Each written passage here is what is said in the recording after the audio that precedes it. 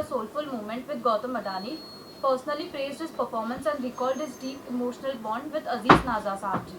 Timed as Qawwali, carrying forward his father's powerful legacy, Mujtaba continues to keep the heritage alive with depth, devotion and unmistakable artistry. So let's start the interview. Ahmedabad concert में जब गौतम अडानी जी ने आपको आपके performance की प्रशंसा की थी तो आपको कैसा लगा था? बहुत कमाल का मोमेंट था वो। जब मुझे पता चला कि स्पेशली वो उस कव्वाली को सुनने के लिए वहाँ पे मौजूद थे और डैडी की वो कव्वाली रोज़, जब उनकी ज़बानी मैंने ये सुना कि रोज़ वो सुनते हैं इस कव्वाली को और वो भावुक हो जाते हैं, तो ये मेरे लिए एक बहुत कमाल का मोमेंट था जब उन्होंने मुझे ये चीज़ बताई। जब उन्होंने भावुक होकर आपके पिता अजीज नाजा साहब की मशहूर कव्वाली सुनने की आपकी यादें साझी, तो आपकी क्या प्रक्रिया थी? मतलब थोड़ा सा इमोशनल मोमेंट था जब मैं उस कव्वाली को पढ़ रहा था। उस दौरान वो ख़ुद भी बहुत भावुक हो गए, जैसे कि जब बाद में मैंने वीडियो में देखा कि बहुत भावुक हो गए थे वो, और ये बोलते हुए भी वो बहुत इमोशनल थे। उन्होंने मुझसे कहा कि आपकी डैडी की इस कव्वाली को मैं रोज़ सुनता हूँ और आपके पिताजी को भी याद करता हूँ, अजीज़ नाज़ा साहब को, और मैं जब भी इस कव्वाली को सुनता हूँ तो मैं भावुक होता हूँ। और ये सच बात है कि ये कव्वाली जो भी सुनता है, क्योंकि ये हर किसी से ये कव्वाली जुड़ी हुई है, तो जो भी सुनता है तो वो ये चीज़ महसूस करता है, अपने आप को ज़मीन से जुड़ा हुआ महसूस करता है।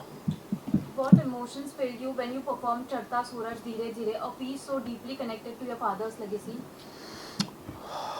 जाहिर बात है कि जब मैं परफॉर्मेंस करने के लिए जब जाता हूँ कहीं पे, तो लोग मुझसे एक्सपेक्टेशन करते हैं और जब मुझसे कहते हैं कि हमने आपके पिताजी को सुना था, आज आपको सुनेंगे, तो ये मेरे लिए थोड़ा सा और चैलेंज हो जाता है। तो मैं जब स्टेज पे बैठता हूँ तो अंदर से महसूस करता हूँ, उनको याद करता हूँ, अपने डैडी को, अपने पिताजी को, और उनको याद करके फिर मैं जब गाता हूँ तो कहीं ना कहीं मुझे महसूस होता है कि वो मेरे साथ हैं। सो वो लोगों से और जुड़ने के लिए मुझे मदद करती है ये चीज़, और मैं और अच्छे से कनेक्ट कर पाता हूँ लोगों के साथ। अहमदाबाद में दर्शकों की ऊर्जा और प्रक्रिया आपको प्रस्तुत के दौरान कैसी रही? वहाँ पे उस वक्त सारे स्कॉलर्स बैठे हुए थे और इंडिया के तमाम अलग अलग कोने से लोग आए हुए थे, और बहुत ही शालीनता से उन्होंने पूरा परफॉर्मेंस सुना, बहुत ही डिसेंसी से, और बहुत ही कमाल का रिस्पांस था। चूँकि चढ़ता सूरज धीरे धीरे एक ज़िंदगी की कहानी बयान करती है, लोगों को एक सच्चाई बयान करती है, तो लोग एक मिनट के लिए पिन ड्रॉप साइलेंस हो जाता है। जब मैं परफॉर्मेंस अपना ख़त्म मैंने जब किया, एक सज्जन आके मुझसे पूछने लगे कि ये खुशी का माहौल था और आपने शुरू में ही चढ़ता सूरज धीरे धीरे, जिसमें मौत के बारे में एक ज़िंदगी का सबक है, जिसमें मौत का जिक्र है, इस आपने ऐसी चीज़ क्यों शुरू में पढ़ी? तो मैंने उनसे ये कहा कि चढ़ता सूरज धीरे धीरे पर्सनली अदानी साहब की फरमाइश पर मैंने गाया, और मैंने उनको एक शेर पढ़ा जिस पे उन्होंने ये कहा कि आप जब कभी भी ऐसा मौका आए कि आपको शुरू में चढ़ता सूरज धीरे धीरे पढ़ना पड़े, तो आप ये शेर ज़रूर आखिर में पढ़ दीजिएगा। मैंने वो शेर उनको सुनाया कि हर किरण महर की, एक किरण महर की जुल्मात पे भारी होगी, एक किरण महर की जुल्मात पे भारी होगी, रात उनकी है मगर सुबह हमारी होगी। What message, sir, would you like to give young musicians, especially admirers of the Naza tradition, to take from your journey? Hard work, patience. Hard work बहुत ज़रूरी है। जो काम आप कर रहे हैं, जिस रास्ते को आपने पकड़ा है, उसमें बेसिक्स आपको आने चाहिए, आपको सीखना चाहिए, ज़्यादा से ज़्यादा सीखना चाहिए, और हार्ड वर्क करना चाहिए, वक्त की कदर करनी चाहिए।